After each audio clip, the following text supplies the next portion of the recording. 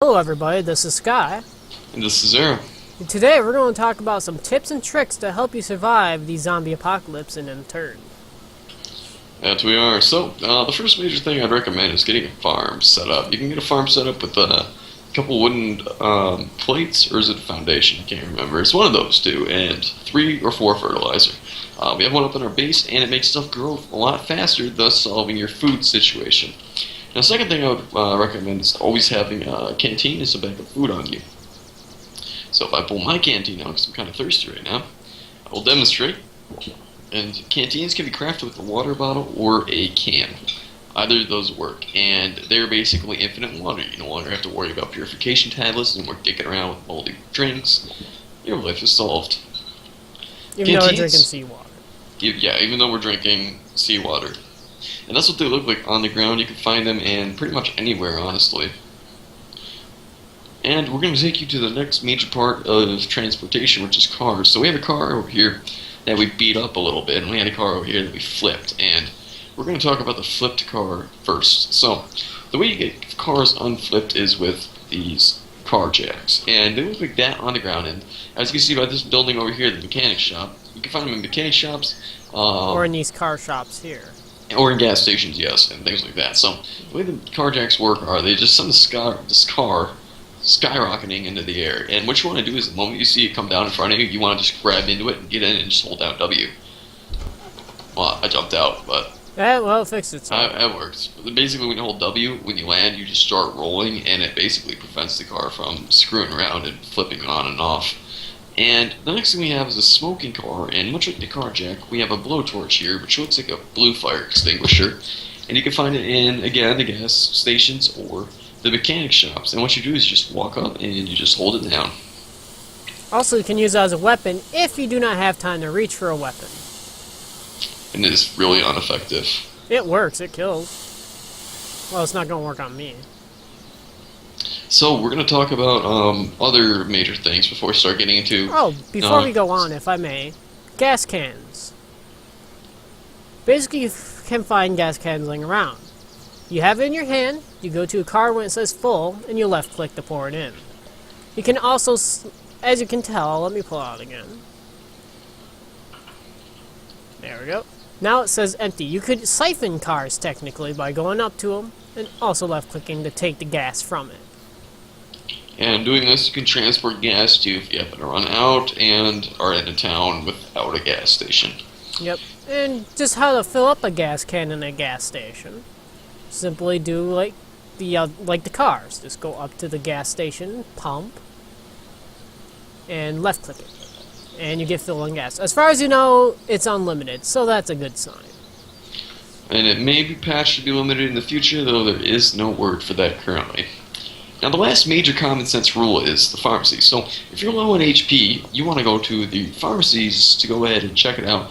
And there was a blood bag and a med kit, but we took them in the last take of the recording, but we were rudely interrupted.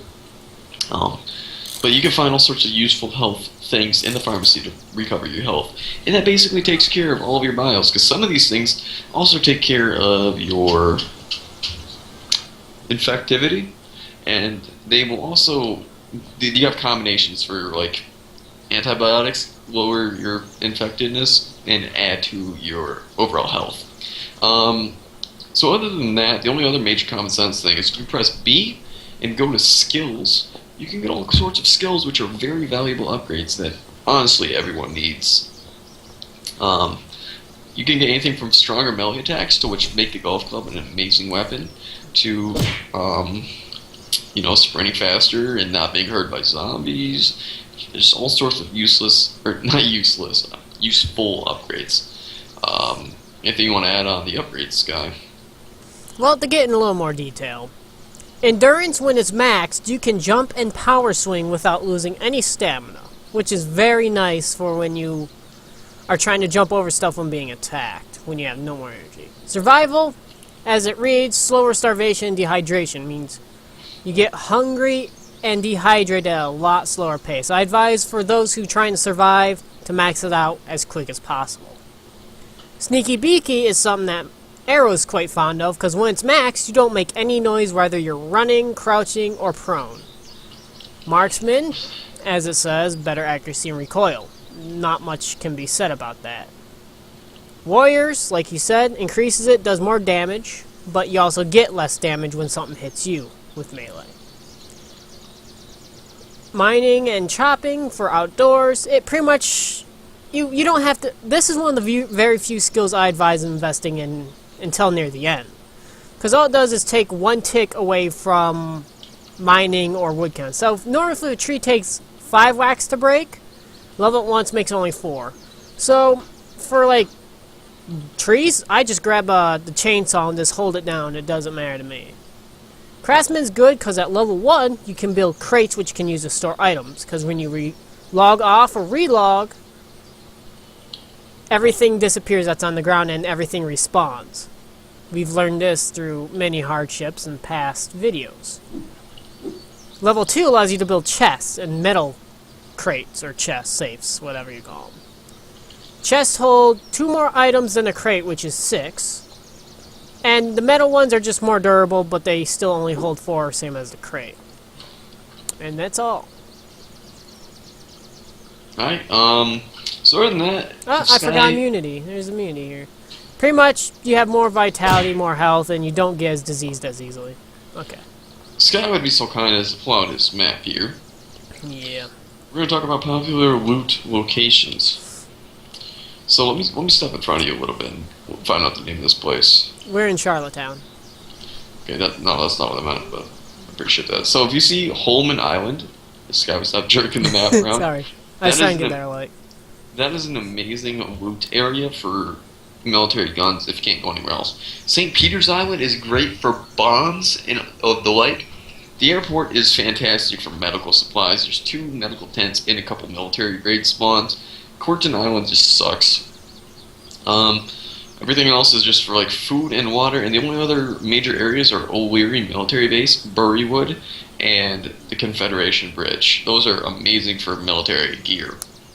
Also, if you're looking for silent but deadly weapons, the farms, Fernwood, and Wiltshire are the best place for a chance to find crossbows and compound bows. Absolutely, those are amazing because you can craft 3 bolts just out of nails and a stick. And nails can be crafted using a fire to get with 1 sheet metal and one fire, and fires stay forever. You get 2 nails, which can craft into 6 arrows total. So 1 sheet metal equals 6 arrows. Let me find us a zombie to show you how overpowered these little bows are. They have absolutely no recoil. It is amazing. Also, they shoot pretty far. There's some.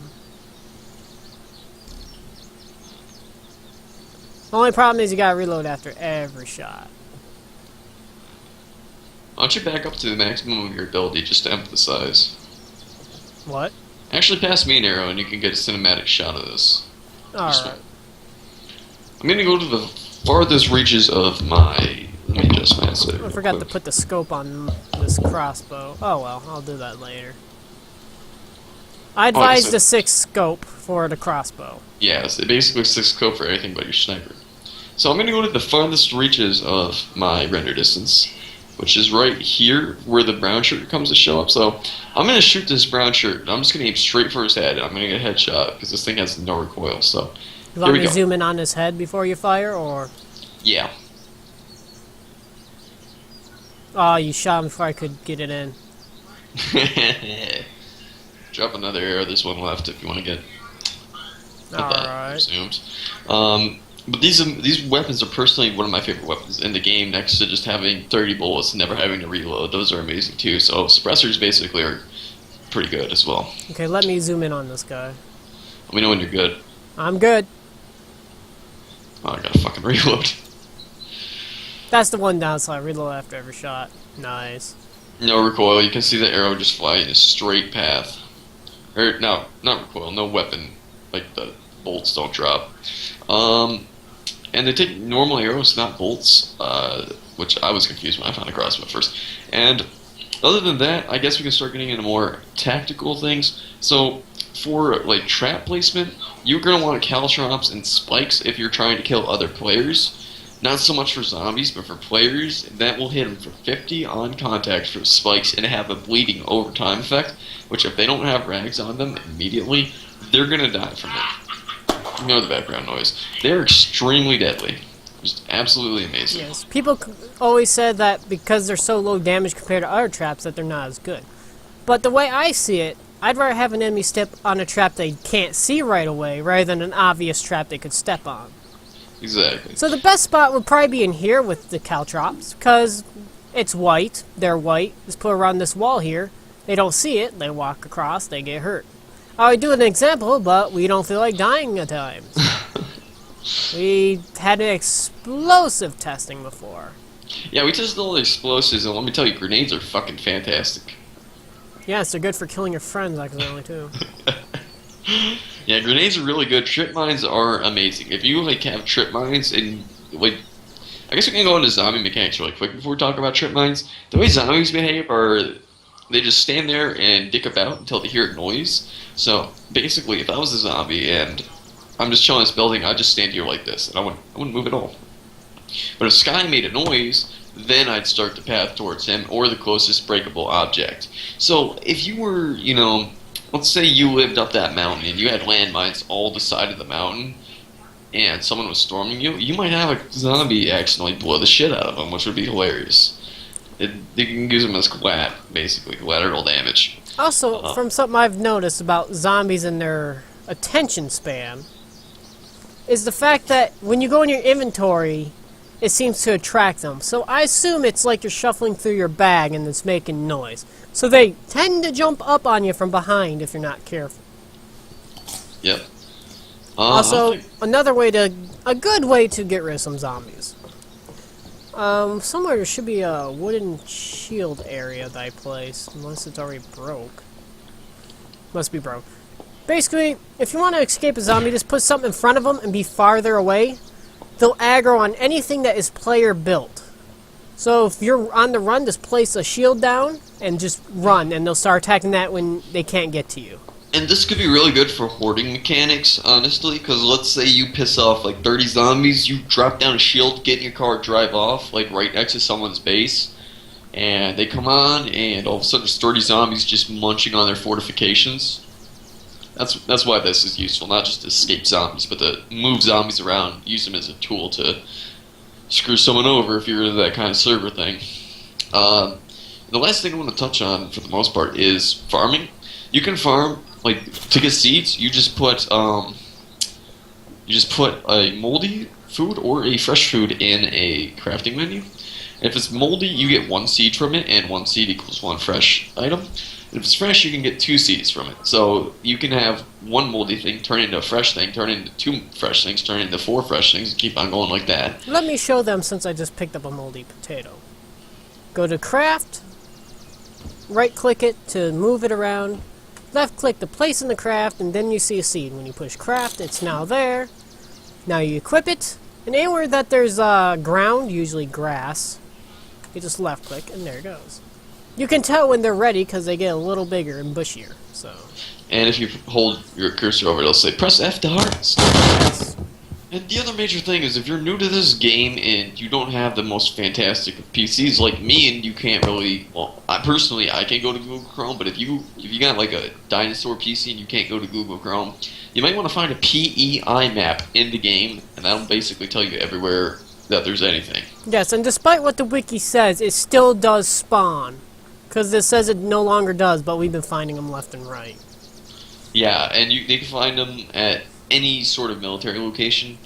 I found them in random areas just inside houses, too. They can just spawn in normal item areas, I'm pretty sure, because I found one behind a barrel before.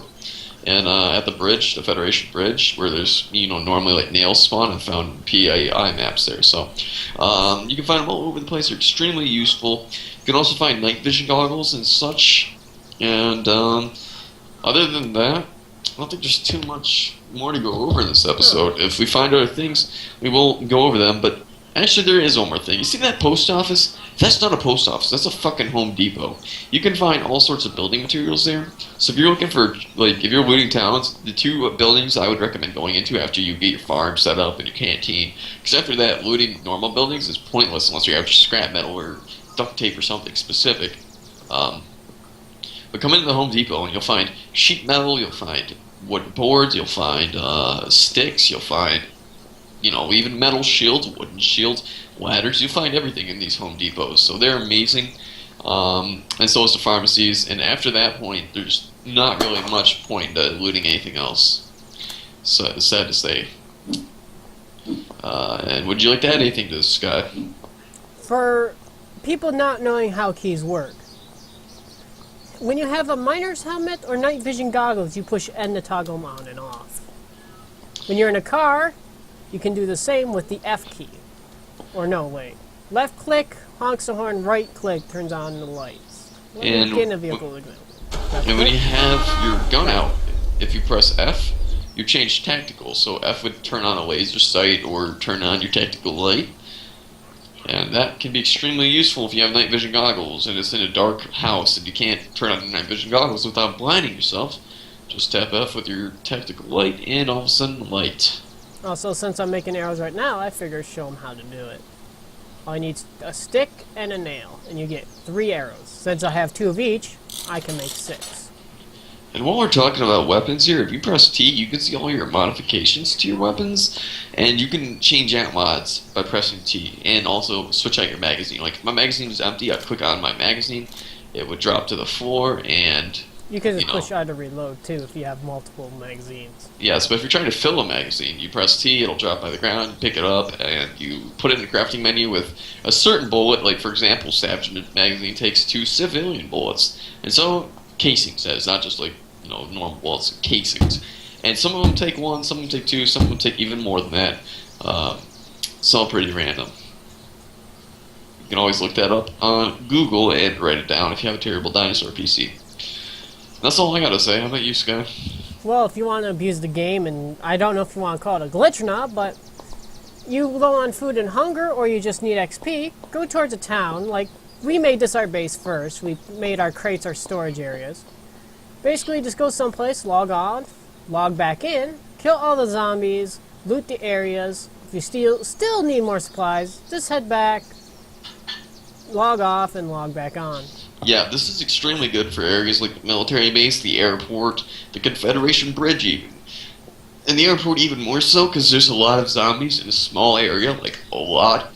So all you gotta do is just drive up with your car, honk your horn, get out, and just one-tap everything with the sledgehammer or right-click with like a katana or something. And it's just XP up the wazoo. So if you ever die, that's one kind of method you could use to get your stuff back. Also, if you have no skills in your stats, and you don't like where you spawn, just commit suicide and go elsewhere.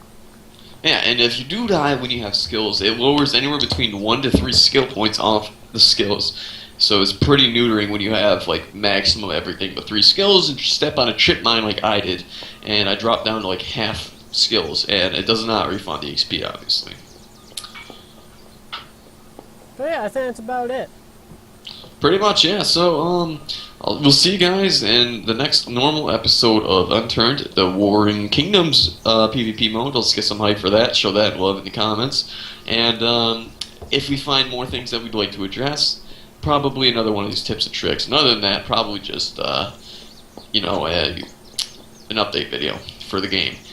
But other than that, we're done here, and we're so glad that you stayed tuned to our tips and tricks. We hope they help you out, and let me know if you find anything wrong with our guide or would like to add any suggestions. Just say that in the comments, and we'll see you later. So, this has been Aero. And this has been Sky. And we'll see you next time. Bye-bye.